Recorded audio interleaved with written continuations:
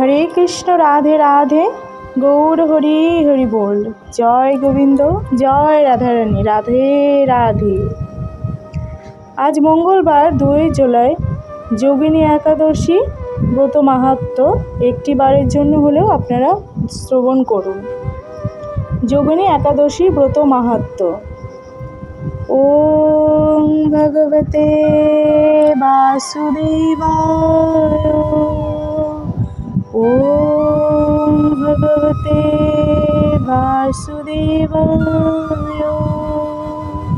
ওম ভগবতে বাসুদেবায়।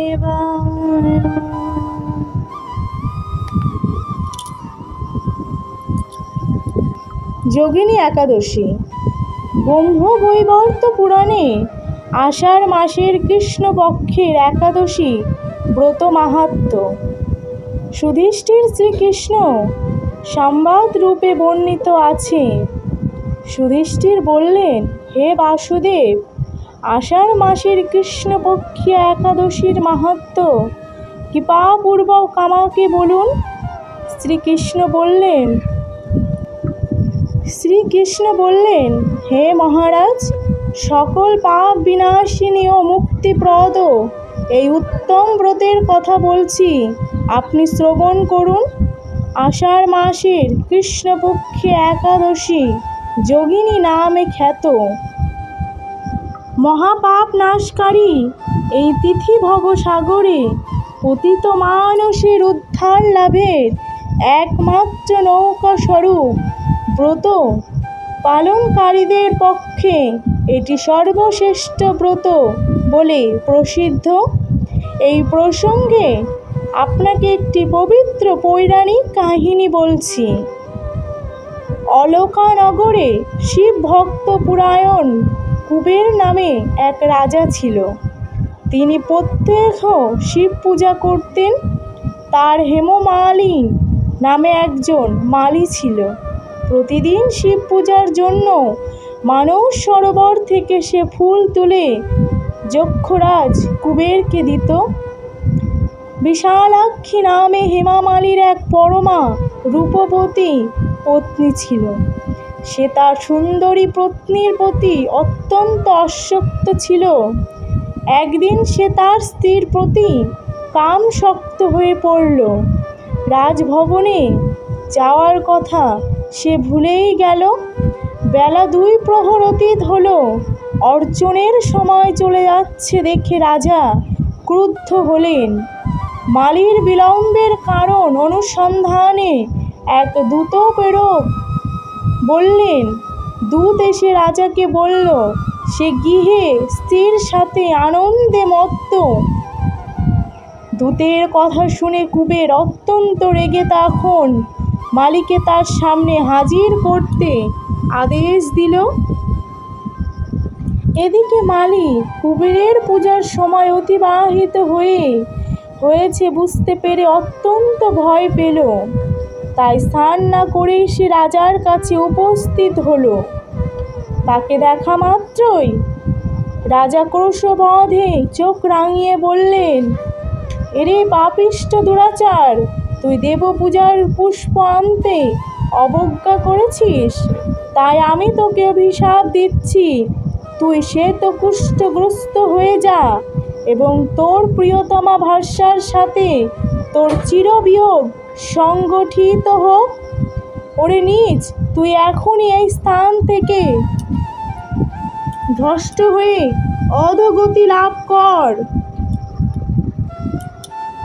কুবেরের এই অভিশাপে হেমামালী পত্নীর সাথে স্বর্গভ্রষ্ট হয়ে দীর্ঘকাল যাবৎ কুষ্ঠরোগ ভোগ করতে লাগল।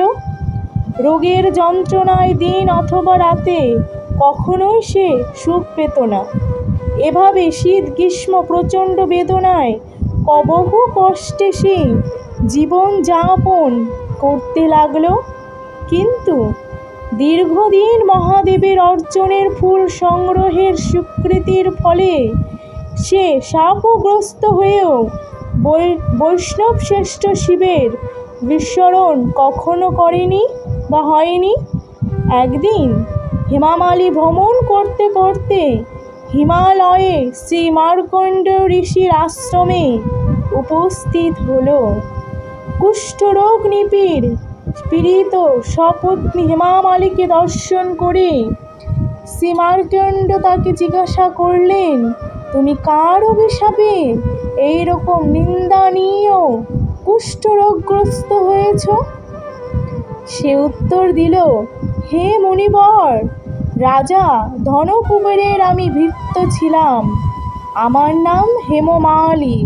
আমি প্রত্যেক মানস সরোবর থেকে ফুল তুলে শিব পূজার জন্য রাজাকে দিতাম, কিন্তু দুর্ভাগ্যক্রম একদিন স্থির মনোরঞ্জন হেতু কামশক্ত হওয়ায় সেই ফুল দিতে বিলম্ব হয়।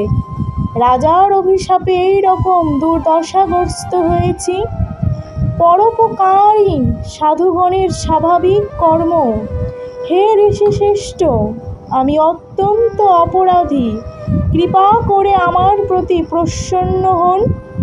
তখন দয়াদ্র চিত্তে মার্কেয়াণ্ড মুনি ঋষি বললেন, হে মালি, তোমার মঙ্গলের জন্য শুভ ফল প্রদানকারী এক ব্রতের উপদেশ করছি। তুমি আষাঢ় মাসের কৃষ্ণপক্ষের যোগিনী নামক একাদশী ব্রত পালন করো। এই ব্রতের পূর্ণ প্রভাব তুমি অবশ্যই কুষ্ঠব্যাধি থেকে মুক্ত হবে। শ্রীকৃষ্ণ বললেন, ঋষির উপদেশ শ্রবণ করে হেমামালী তাকে প্রণাম জানালো। পরে অত্যন্ত আনন্দে ঋষির আদেশ মতো নিষ্ঠার সঙ্গে যোগিনী একাদশী ব্রত পালন করল। এইভাবে হেমমালী সমস্ত রোগ থেকে মুক্ত হলো ও পত্নীসহ সুখে জীবন যাপন করতে লাগলো। হে মহারাজ যুধিষ্ঠির, আমি আপনার কাছে এই ব্রত উপবাসের মহিমা কীর্তন করলাম। এই ব্রত পালনে ৮৮,০০০ ব্রাহ্মণকে ভোজন করানোর ফল লাভ হয়। যে ব্যক্তি এই মহাপাপ বিনাশকারী ও পুণ্য ফল প্রদায়ী যোগিনী একাদশীর কথা পাঠ এবং শ্রবণ করে, সে অচিরেই সর্বপাপ থেকে মুক্ত হবে। হরে কৃষ্ণ, রাধে রাধে, গৌর হরি হরি বল। জয় গোবিন্দ, জয় রাধারানী, রাধে রাধে। সকলকে একাদশী ব্রত পালনকারী